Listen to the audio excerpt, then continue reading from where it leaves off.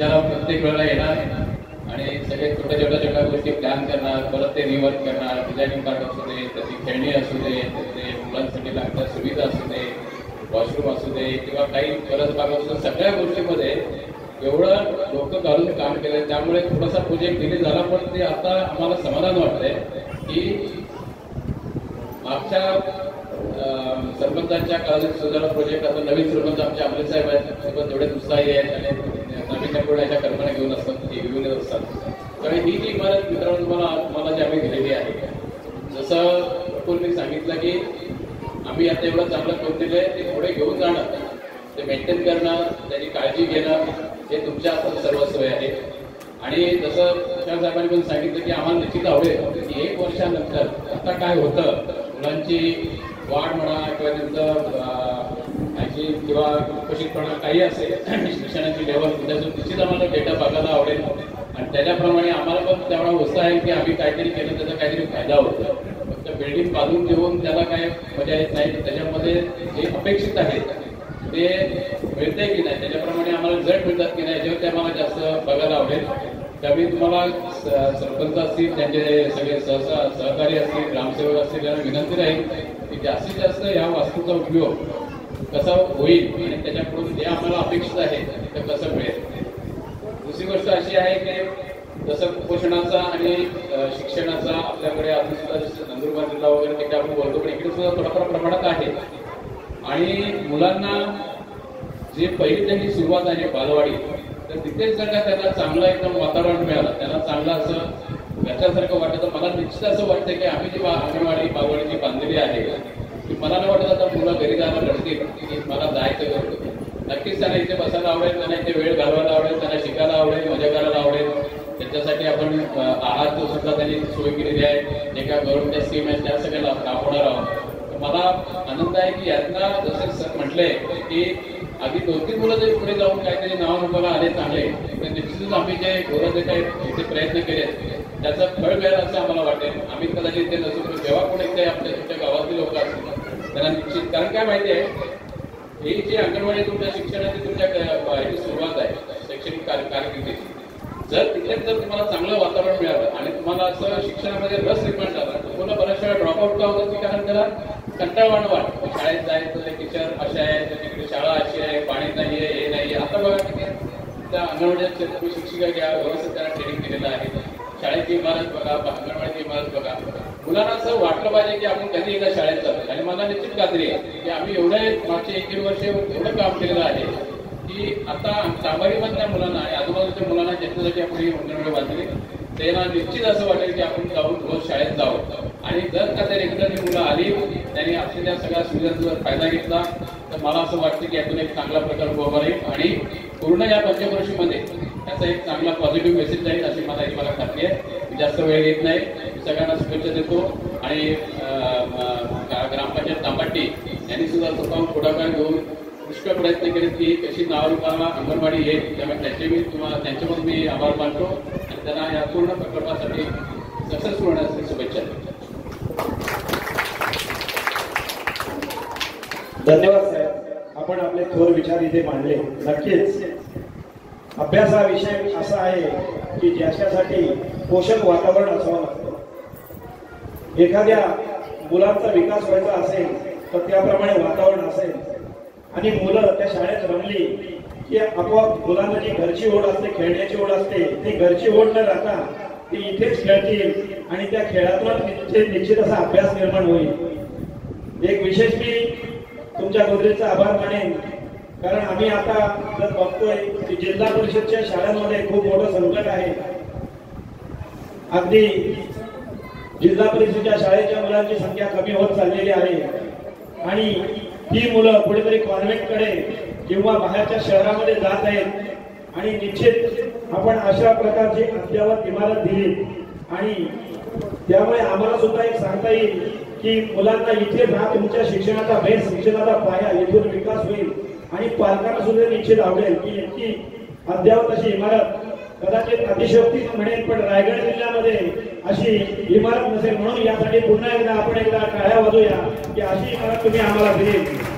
धन्यवाद तहसीलदार साहेब. याच्यानंतर इनोबल संस्था यांनी ज्या ठिकाणी काम केलेले त्या इनोव्हल संस्थेचे हेड समीर साहेब तिथे उपस्थित आहेत। मी समीर साहेबांना विनंती करतो की आपलं सुद्धा मनोगत थोडक्यात आपण व्यक्त करायचं।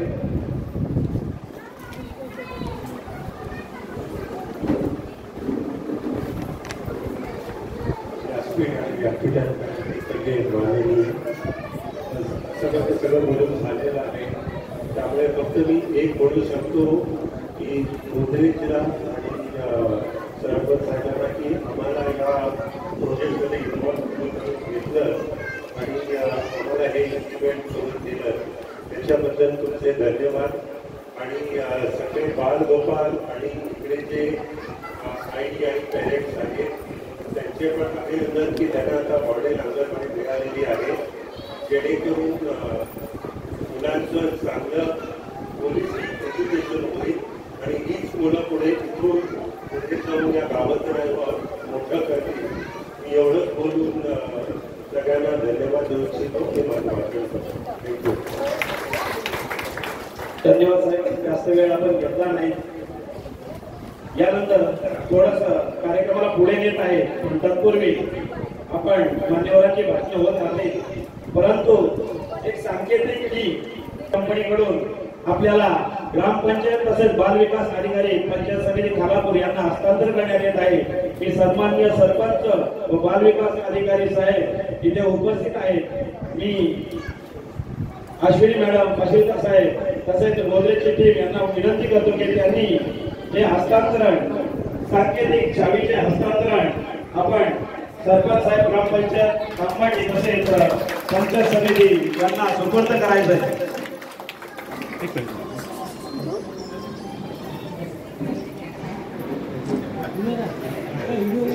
इकडे सेंटरला मॅम एक फोटो।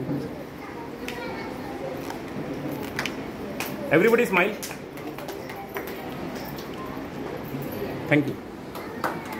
त्या अर्थाने आता ही भव्य भव्य इमारत अशी ग्रामपंचायत अंबाडी व बाल विकास अधिकारी पंचायत समिती खालापूर यांच्याकडे सुपूर्द करण्यात आलेली आहे।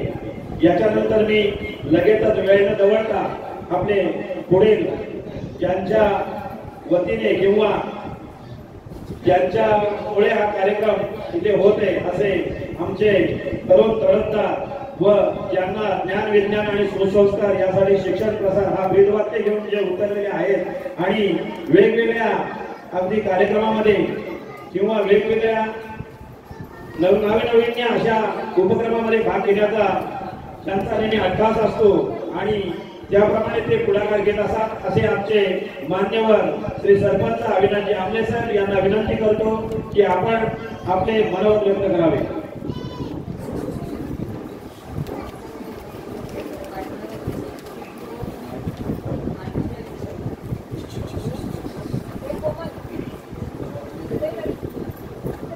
हिंदुस्थानचे आराध्य दैवत राजेश्वर छत्रपतींना मानाचा मुद्रा करून वेळेअभावी सन्माननीय व्यासपीठ, पत्रकार बंधू, शिक्षक वृंद, अंगणवाडी सेविका आणि ज्यांच्यासाठी हा कार्यक्रम असे विद्यार्थी, दायित्व मगाशी प्रस्तावनेमध्ये दायित्व सांगितलं। खरोखर आम्ही तांबडी ग्रामस्थ असेल, वडवळ ग्रामस्थ असेल, खरोखर आम्ही स्वतःला भाग्यवान समजतो की फक्त कंपनी स्थापन करून धंदा करणे नाही तर आजूबाजूचा परिसरही स्वतःबरोबर डेव्हलप करणे हा मानस ठेवून ही पताका घेऊन निघालेल्या ही संस्था गोदरेज कंपनी ही आमच्या शेजारी आली आणि आमच्या गावांचा जो विकास आहे, जो कायापालट आहे, तो करण्याचा जितका आमचा संकल्प आहे त्याच्या पलीकडे 2 पावलं पुढे जाऊन त्यांनी तो घेतलेला हा वसा आहे। त्याच्यामध्ये जेव्हापासून गोदरेज कंपनीचं इथे काम सुरू झालं तेव्हापासून त्यांनी प्रत्येक गावागावामध्ये सर्वे करून, विशेषतः आमच्या गावामध्ये सर्वे करून, आमच्या पंचायतीमध्ये सर्वे करून आमच्या इथे 2 चेकडॅम बांधले, पाण्याच्या टाक्या लोकवर्गणीतून 2 झाल्या, महिला सक्षमीकरणासाठी महिला उद्योग जो शेजारीच आहे निमसत्व प्रोजेक्ट, शेतकऱ्यांची ही विशेषतः सांगेल की शेतकऱ्यांची मागणी नसतानाही पण इथल्या शेतकऱ्यांची मागणी काय आहे, अडचणी काय आहेत त्या समजून घेऊन कंपनीने एक मोठा प्लास्टिक डॅम जो 60 लाख लिटरचा कॅपॅसिटीचा एक डॅम बांधला. 10 एकरवरती डोरवन गावावरती 10 एकरमध्ये वृक्ष लागवड केली. डिजिटल ट्रेडिंग सेंटर जो आमचा पूर्वीचा भाजी मार्केट होता नंतर त्याचा रूपांतर ग्रामपंचायत कार्यालयामध्ये झाला आणि ग्रामपंचायत कार्यालय जेव्हा तांबाटीला आलं ती वास्तू बंद होती. पण बंद वास्तूचा उपयोग कसा करावा आणि नाक्यावरचा उपयोग कसा, नाक्यावरच्या वास्तूचा उपयोग कसा करावा हे करत असताना त्यांनी डिजिटल ट्रेडिंग सेंटर तिथं कंपनीने स्थापन केला. आमच्या ग्रामपंचायतीमधील प्रत्येक माणसाचा अगदी लहान माणसापासून म्हाताऱ्या माणसापर्यंत म्हणजे प्रत्येक कुटुंबाचा आरोग्याचा डाटा कसा असावा आणि तो कलेक्शन करावा, त्याला ज्या पद्धतीचा आजार असेल आणखी काही त्याला उपचाराची गरज आहे हे जाणून घेऊन निरामय हेल्थ फाउंडेशन द्वारे ग्रामपंचायत हद्दीतील प्रत्येक ग्रामस्थाचा प्रत्येक कुटुंबाचा डाटा कलेक्ट करत आहेत. दीपक फाउंडेशनच्या माध्यमातून ऑनलाईन सेवा लाभ देतात. डोनवड आदिवासी वाडीमध्ये तिथल्या तरुणांना एक उत्पन्नाचं साधन म्हणून बेंजोचं साहित्य वाटप केलं. आदिवासी वाडीमध्ये ग्रामस्थांना जे अनस्किल म्हणून काम करत असतात प्रत्येक ठिकाणी अनस्किल म्हणूनच काम का करावं म्हणून स्किल डेव्हलप करण्यासाठी त्यांना अगदी सळे फिटिंग ज्याला अगदी सेंटरिंगचं नॉलेज जे आहे प्रशिक्षण आहे ते कंपनीने दिले. तेही त्यांच्या वेळामध्ये दिलं. विद्यार्थ्यांना वेळोवेळी मार्गदर्शन दिलं जातं. शेतकऱ्यांना आत्ताच ह्या सीझन मध्ये मोगरा लागवडीसाठी अगदी सर्वतोपरी सहकार्य केलं. असे दायित्व ज्याला बोलतोय आणि काय शिकावं तर ते त्यांच्याकडून शिकावं असं प्रत्येक घटकाला जे पाहिजे उगतच केलंय करायचं म्हणून केलं असं नाही. जे समाजाला ज्याची गरज आहे ते समाजापर्यंत आणि शेवटच्या घटकापर्यंत कसं पोहोचेल याची काळजी घेऊन तो प्रकल्प ते राबवत असतात. आजूबाजूच्या परिसर जेव्हा आता काळ बदलत चाललाय सगळ्यांचा अगदी ओढा जो शहराच्या दिशेने चाललाय सुसज्ज अशा इमारती बघितल्या जातात आणि तिथे मुलांना ऍडमिशन घेतले जातात. तो कुठेतरी आमच्याकडे स्थळ होती आणि नागरिकांची मागणी पंचायतीची मागणी कंपनीकडे जाऊन कंपनीने असं खरोखर अभिमानाने सांगू की रायगड जिल्ह्यात असं प्रोजेक्ट नाही. अशी अंगणवाडी आम्हाला सुसज्ज अशी अंगणवाडी की मुलाच्या सर्वांगीण विकासाचा इथं विचार करून ती अंगणवाडी तयार केली आणि ती आम्हाला आज सुपूर्द केली. खरोखर मी दोघा ठिकाणी भाषणामध्ये सांगितलं की तुमची जबाबदारी आमची आहे, नक्कीच आमची आहे जबाबदारी की ती अंगणवाडी आज जी काही मुलं असतील त्याच्यापेक्षा जास्त पट कसा होईल तिथे हा आमचा मानस राहील.